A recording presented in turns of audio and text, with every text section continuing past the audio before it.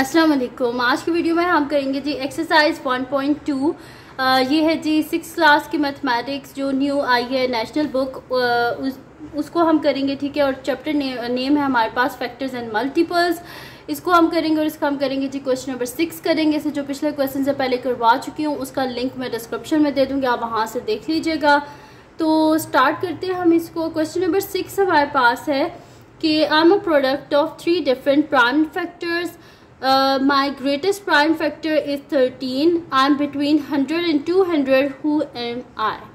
अब यहाँ पे हमने करना क्या है कि हमें कह रहे हैं कि 3 डिफरेंट हमारे पास है प्राइम फैक्टर्स हैं जिनको मल्टीप्लाई करने से ये नंबर आता है, और इसका जो ग्रेटेस्ट प्राइम फैक्टर है वो क्या है 13, और बाकी जो उसके मल्टीपल्स हैं वो 13 से छोटे प्राइम नंबर्स हैं, ठीक है। वो हमने फाइंड आउट करने और उनको मल्टीप्लाई करके देखना है कि आंसर हमारा क्या होना चाहिए, 100 और 200 के दरमियान में ही होना चाहिए। तो हम देखते हैं कि वो कौन सा नंबर है, ठीक है। तो यहाँ पर सबसे पहले तो हम लिख लेते हैं ना कि हमारे पास क्या है, लार्जेस्ट प्राइम फैक्टर क्या है। हम यहाँ पे लिख देते हैं कि the largest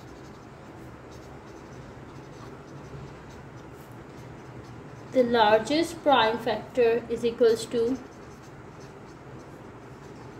largest prime factor हमारे पास इसका क्या है 13 है, ठीक है।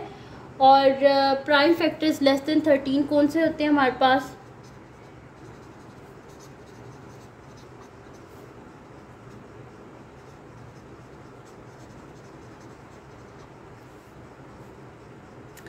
हमारे पास कौन से होते हैं 13 से छोटा हमारे पास आता है 11 से छोटा 7 है, 7 से छोटा प्राइम नंबर हमारे पास 5 है, उससे छोटा हमारे पास 3 है, और 3 से छोटा हमारे पास 2 है।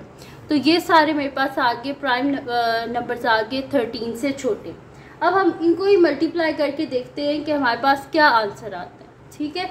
तो हम यहाँ पे कर लेते हैं कि अगर मैं 13 को मल्टीप्लाई करूँ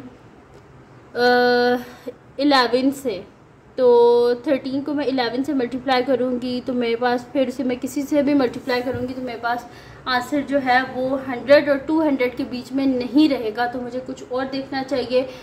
तो मैं करती हूँ 13 को 7 से मल्टीप्लाई। आपने भी इस तरह डिफरेंट मल्टीप्लाई करके देख लेना है कि आपके पास आंसर आता है कि नहीं आता, ठीक है। तो हम यहाँ पे पहले कर लेते हैं मल्टीप्लाई 13 को 7 से, एक बड़े प्राइम नंबर से और एक छोटे प्राइम नंबर से, ठीक है।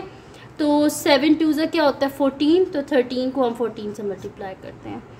तो 4 3 से क्या हो जाएगा 12, 2 1 carry, 4 1 4 1 5 multiply by 1 into 3 3, 1 into 1 1, 2 5 6 7 8 182।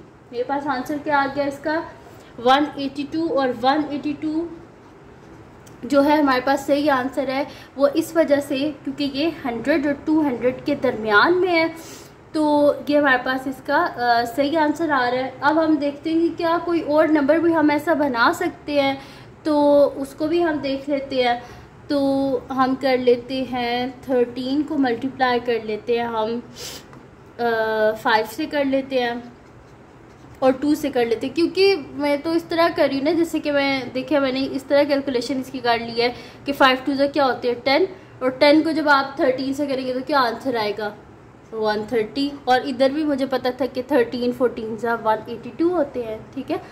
तो ये आपने कर लेनी कैलकुलेशन, और अगर आपसे ऐसे नहीं हो सकती तो आप बस 3 फैक्टर्स को मल्टीप्लाई करके देख लेना। जिसका आंसर आपका 100 और 200 के बीच में आता है उसको आप लिख लेना, और जिनका नहीं आता उनको आप ना लिखना।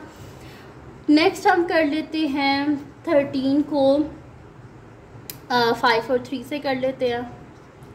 तो 5 3 हमारे पास क्या होता है 15, और 15 को जब आप 13 से मल्टीप्लाई करेंगे तो आपके पास क्या आंसर आएगा 195।